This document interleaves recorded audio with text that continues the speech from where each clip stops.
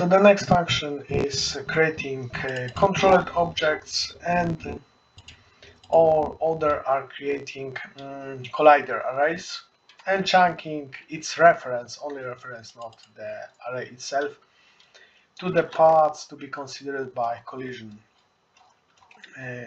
checks. Because the map is so big, I cannot refer directly to the whole map. But in case of smaller maps, like smaller rooms, it is quite possible and quite effective.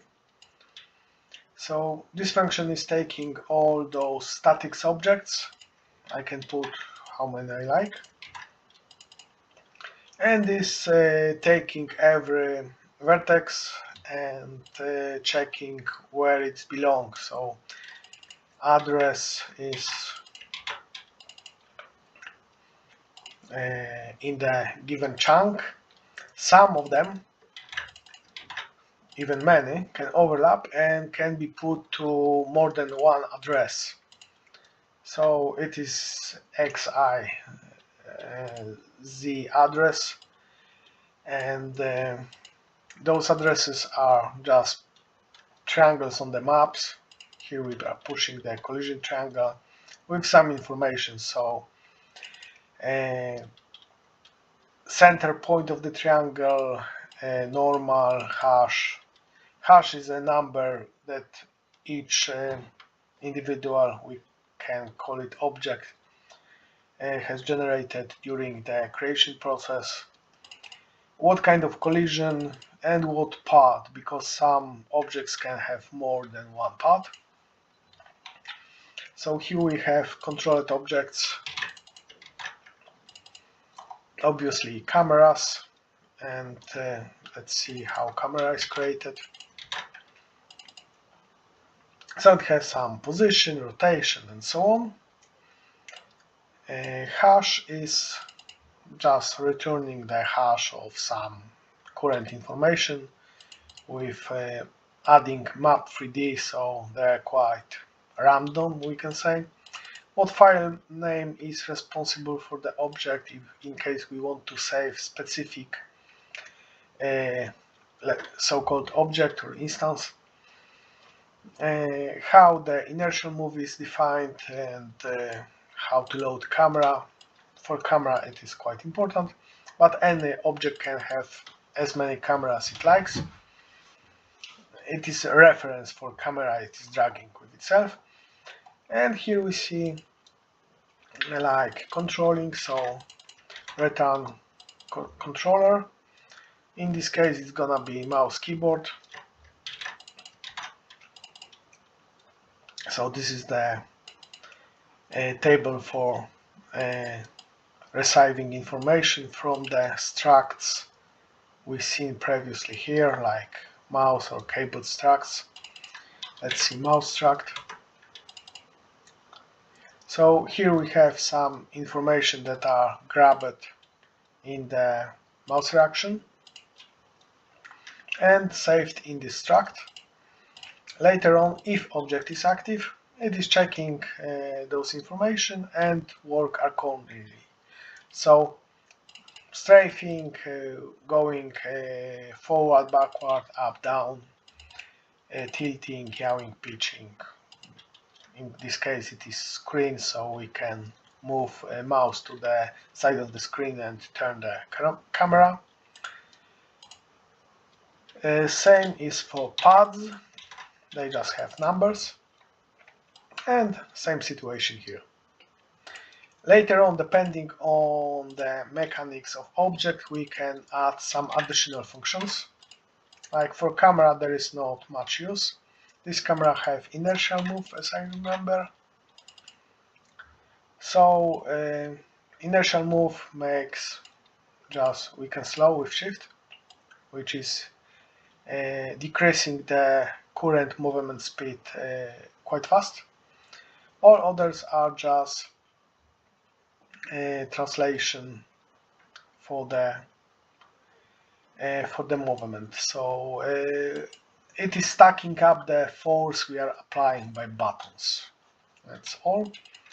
And obviously camera is referred to some camera. So just struct set com settings, yeah, that's all it has. Later on, what is the name of the part? The first part is always main part. Position matrix is a matrix calculated here from the position and rotation, so obvious thing. Later on, I return some other information from the position matrix that are necessary for storage. Some of them are not. For example, I can get this correctly, so it is just here to be, but angles derived from those functions are quite a mess. Not a very mess, but they're not correct. So I'm getting from this position matrix vector up, forward, and right. It is not the correct version of the right, but it is how it works here. Because this up vector on the beginning that were used by the Snidre in his tutorial turns up to be something else, but it works. I kept it, and like this is legacy issue. So for geometry we are using vector forward, which is in fact right, and it is why the vector up is crossed by the vector forward in the other order than we usually do. So there are some issues referring to how GMS operate translation in X, Y, and deep. In 3D it is kind of issue here with GameMaker Studio, but it is manageable. So here we are returning all those information back about our vectors, and then we are loading textures, object, its vertex buffer. What we should see: settings for shader, they are not important now. I am about to rebuild the whole shader. Collider. Collider objects are some simplification of the objects. In case of camera, it is probably just a cube. It is not necessary to be at all. Texture for helpers. If we display anything else than normal geometry, I need different colors to see its work. How big are the helpers? So this direction arrow, and it has scale. Direction arrow is a special type of vertex buffer. It scales differently than anything else. Exception. It is it is special. Exception. And here we have dependency. It is far deeper for the object that consists more parts than this. And we have the texture lines reference, which is empty always at the beginning. It is automatically loaded later on. And in case of camera, there be none. Kind of how it receives collisions if something collides with it. So it is not important for current use. And if it is active, yeah, this camera is active manually. We can see this at the start of the program. Here is a secondary camera because we can operate in split screen, and here I'm creating some characters. So they have controller, physics, respawn point, directory, and file. Yeah, it's common what it is named. This is just the input for creator. So And here is skinning for the object. So skin is just what kind of equipment should be put instead of the basic parts. And I have some sets that can be equipped. Here we are spawning humanoid, so this is creating the object like the camera. It is just bigger. So item swaps, animation packs, and animation cycles, which are controlling what kind of animation we are about to use, which pack, detectors, physics, and here we are controller. Those are mostly taken from the input we were creating here. So this input is taken by the spawning function to consider. And here we have controller like pad. Physics in this case gonna be a bit more advanced, humanoid skeleton. So it consists also behavioral cycles. A starting cycle is a falling cycle, just to be sure they found some ground. Unwhoring, ground state falling. So it is the current states of the object. This is cycle for animation. We can have different cycle used for same type of state. So this is finite state machine. Behavioral timers, I just use it for some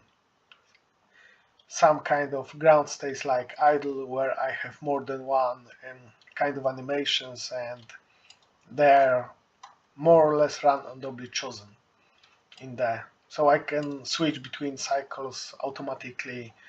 They're not repeatable, so idle cycle is not very repeatable. Which part of map it is occupying, it is automatically set later on. And then depending if we are using K-mouse or something else can be only a controller, it makes some action, action 1, action and jump, which are space, control and alt. They can be changed later on.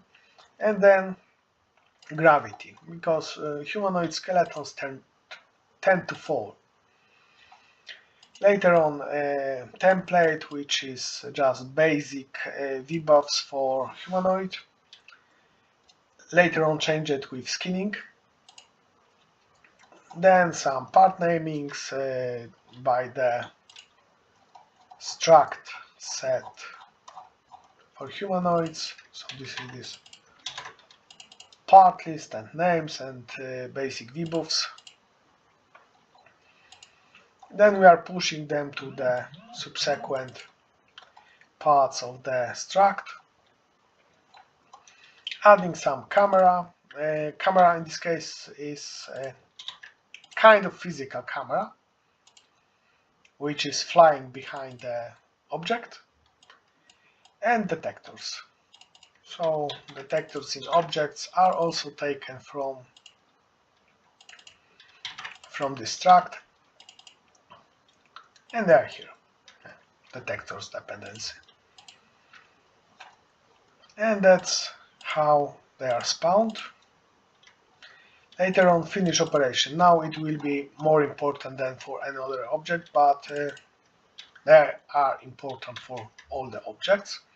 Just humanoid skeleton use it most extensively, and I'm going to tell about it in the next video.